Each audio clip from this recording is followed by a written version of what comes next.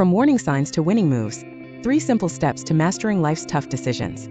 If life is flashing its red lights at you, whether in your relationships, at work, or among friends, don't ignore them. This is your emergency sensor. Take it seriously. Use the RED acronym to help you navigate. First, reflect, then engage, then decide. Let's take each of these steps. Step 1. Reflect. Pause, think, and play detective. Don't react, reflect. Reflection requires mental withdrawal.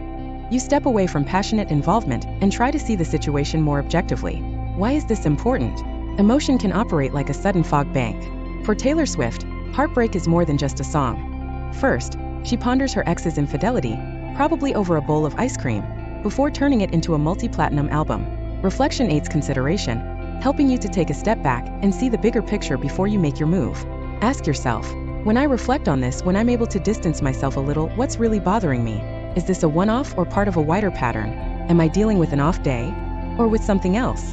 In reflection, you're lifting your head up from the trenches so that you can see the landscape. In order to do that, you have to move away. The main purpose of reflection is to uncover things beneath the surface. Some common signs of toxic behavior are gaslighting, making you doubt your reality or sanity; manipulation, controlling your actions or emotions; isolation, cutting you off from friends and family; criticism, constant negative comments and put-downs; blame shifting, always making you the problem. Understanding different types of toxic relationships. It is also helpful to be able to distinguish between different types of toxic relationships. In romantic relationships, it's characterized by possessiveness, control, and emotional abuse. In platonic friendships, it often involves betrayal, jealousy, or constant negativity.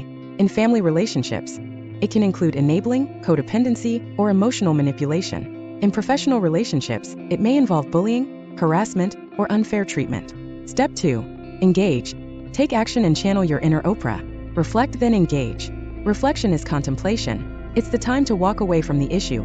It's time to cool down. Engagement is when you go back in and deal with the situation at hand, entering the lion's den of the problem, just like Oprah does in some of her most famous interviews, digging in, asking the questions, getting the dirt to come out, and seeing what no one else wants to see. Engaged can mean that you have to talk about things, like telling your boss you don't appreciate his weekend emails, or asking a friend why she's been such a terrible friend lately. Engaged also means listening, really listening, so that when you engage in dialogue, you give the other person an opportunity to tell their side of the story too, perhaps revealing things you hadn't thought of. Imagine yourself like Sherlock Holmes with a suspect. The questioning is not the only part of police work, but it is one of the tools. Not only do you want to ask about certain things, but also listen for omissions and discrepancies. That is what engagement is. You're trying to get some data about the situation so that you can choose how to proceed. Some communication tips when engaging. Choose your words carefully. Use I statements to express your feelings. Active listening. Give the other person a chance to explain their perspective. Setting boundaries. Clearly communicate your limits and expectations. Assertiveness training. Practice standing up for yourself without being aggressive. A few pointers for handling the difficult conversations. Pick the right time and place.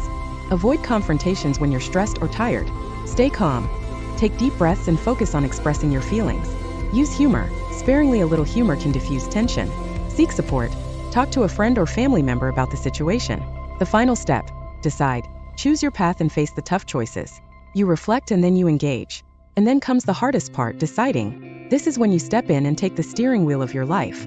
Deciding can be messy, complicated, and emotionally charged. But this move allows you to define where your life is heading, often for a long time to come. Deciding can take various forms depending on the situation. Sometimes it's about cutting ties and walking away from a toxic relationship, much like Elizabeth Taylor finally divorcing Richard Burton after years of turbulence. Other times, it's about setting boundaries and redefining the terms of the relationship, similar to how Oprah established firm boundaries to protect her mental health. Decisions aren't easy. It is risky to walk away from a job that's making you feel like a doormat. It hurts to end an abusive relationship. It causes friction to set limits with your loved ones.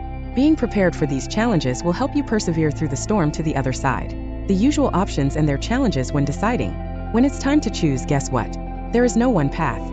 There are a few options and each comes with its own set of challenges. 1. Walking away, sometimes the hardest decision but also the smartest. In a toxic relationship, you have to stay far away. A soul-destroying job has to go. Cancel that bad reality TV show. 2. Set limits. Limits can be difficult, especially if you don't feel you can walk away from a person, but maintaining boundaries is important to your mental health and your well-being. Say, I'm not comfortable being communicated with outside of business hours, or, I don't think we can be friends right now.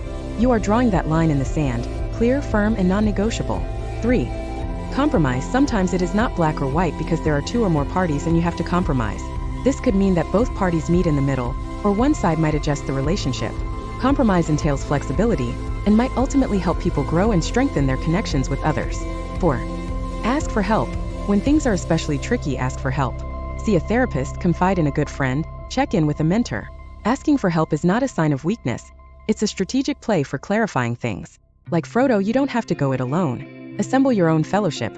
Friends, family, professionals who will help you shoulder the load, encouraging you to make the right decision, helping you to see your way to the end. Last but not the least, sometimes the only way to get through tough decisions is to find humor in the absurdity of it all. Sometimes you just have to say, "What the heck?" and do what feels right for you, even if it seems crazy to everyone else. Common excuses for not walking away and what to keep in mind. Thinking, "I can change them." People rarely change unless they want to. "I'll be alone." Being alone is better than being in a toxic relationship. It's not that bad. Minimizing the problem is a common defense mechanism. "I don't deserve better." This is a lie. Everyone deserves healthy relationships. If you do decide and manage to walk away, here are some tips for healing and moving on. Allow yourself to grieve. It's okay to feel sad or angry. Practice self-compassion. Be kind to yourself during this process. Set goals. Focus on rebuilding your life and creating new experiences. Learn from the experience. Use what you've learned to build healthier relationships. Real-life examples, reflection, engagement, and decision-making. History is full of people who have done this. They reflect. They engage. They make good choices. Think of Nelson Mandela after decades of incarceration, who might easily have taken just revenge, but instead reflected, spoke with former foes, and chose to make South Africa a country of reconciliation. He had a hard choice to make but made the right one for his country. Or look at Jennifer Aniston's doomed romance with Brad Pitt. When the pair broke up, Aniston had to think about why it ended, identify her feelings, and ultimately decide to let go. In doing so, she became an icon of how to handle public heartbreak with poise. These steps are important in any business as well. Think of Steve Jobs, fired from Apple, the company he co-founded. He didn't mope about it, but thought about what went wrong, got involved with Pixar, and later, came back to Apple to make it one of the most successful companies in history. Conclusion. Take control and steer your life. There are red flags and green lights in life, choices that we make or that are made for us that contribute to building the person we become and where we end up. The goal is to not let ourselves react, to take a moment to stop, observe, really process what's going on, connect, and then figure out what we want to do. When the warning lights begin to blink, do not simply look the other way or wish them away. As the proverb says, he who can steer a ship through the storm can steer around it. It might be a rough, scary ride, but getting yourself together, looking inside, engaging in dialogue with yourself and others, making hard choices, will get you to calm seas and a more promising, fulfilling horizon.